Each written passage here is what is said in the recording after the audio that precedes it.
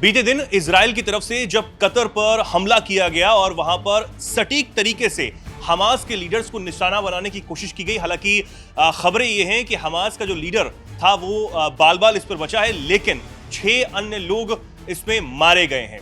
Israel ने इसकी पूरी जिम्मेदारी ली है।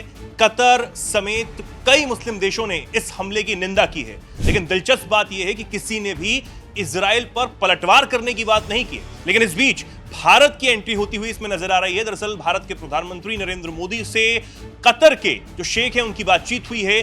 क्या बातचीत हुई है, क्या कुछ कहा गया है दोनों नेताओं के बीच में, इसे समझने के लिए मेरे साथ सोनम मौजूद है। सोनम, क्या बातचीत हुई है? बिल्कुल, पीएम मोदी ने अब एक पोस्ट किया है एक्स पर। उन्होंने लिखा है कि कतर के अमीर शेख तमीम बिन हमद अल थानी से मेरी बातचीत हुई है और जो दोहा में हुए हमले हैं उस पर मैंने अपनी गहरी चिंता व्यक्त की है। और ये बयान ऐसे समय में आया है जब हमने देखा कि अमेरिका टैरिफ के बीच इजराइल ने भारत का खुलकर समर्थन किया था और ये कहा था कि भारत जो है रूस से तेल खरीद सकता है। अब आगे उन्होंने अपने पोस्ट में लिखा कि भारत कतर के भाईचारे वाले राज्य की संप्रभुता के उल्लंघन की निंदा करता है।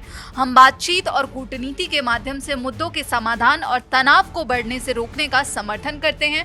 भारत क्षेत्र में शांति यानी पीस और स्थिरता यानी स्टेबिलिटी के लिए और सभी रूपों और अभिव्यक्तियों में आतंकवाद के विरुद्ध दृढ़ता से खड़ा है। यानी कि यहाँ पर भारत ने ये कहा कि हम टेररिज्म के विरुद्ध खड़े हैं और हम जो है शांति का समर्थन करते हैं। और इससे पहले हम भारत सरकार का वो बयान भी बता दें, जब दोहा में ये हमले हुए थे तो भारत सरकार ने ये बयान दिया था कि हमने दोहा में इजरायली हमलों की रिपोर्ट देखी है। हम इस घटनाक्रम और क्षेत्र की सुरक्षा स्थिति पर इसके प्रभाव से बेहद चिंतित हैं।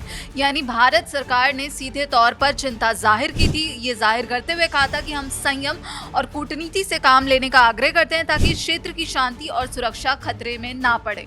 और ये बयान इसलिए भी इम्पोर्टेंट और अहम हो जाता है क्योंकि भारत और इजराइल की दोस्ती हमने देखी है। भारत अमेरिका टैरिफ तनाव के बीच जहाँ एक तरफ इजराइल ने अपना पूर्ण समर्थन भारत को दिया, तो वहीं अब भारत का बयान वो भी ऐसे समय में आना जब इजराइल ने इस हमले की पूरी जिम्मेदारी ली है। हालांकि ट्रंप भी सुर्खियों में फिर आ गए थे और ये कहा जा रहा था कि ट्रंप ने जो है जानकारी दी थी दोहा को, लेकिन कतर ने ये कहा कि हमें ये जानकारी हमले के बाद मिली थी। बिल्कुल, लेकिन हालांकि उसके बाद इजराइल के प्रधानमंत्री ने इस बात को साफ किया कि इसमें किसी तीसरे पक्ष का कोई रोल नहीं है।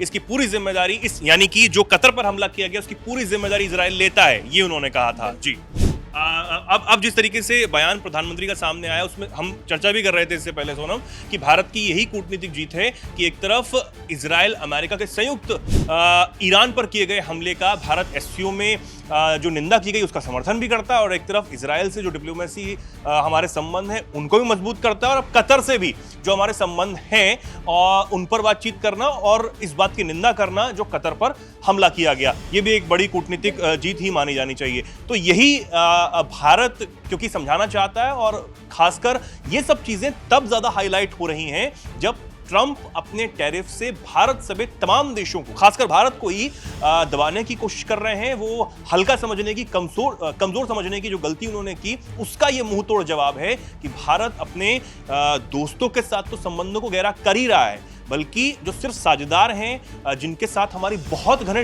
दोस्ती नहीं है उनके साथ भी हमारे जो संबंध हैं और ज़्यादा बेहतर हो रहे हैं। दुनिया के कई देश भारत के साथ अब आगे बढ़ना चाहते हैं, चलना चाहते हैं और भारत का जो मूल मंत्र है one earth one family one future, उससे वो बहुत ज़्यादा प्रभावित भी हैं। आप इस पर क्या कुछ सोचते हैं, क्या कुछ कहना चाहते हैं? कमेंट सेक्शन में जरूर लिखें और ऐसे ही जुड़े रहें, देखते रहें दैनिक जागरण। नमस्कार।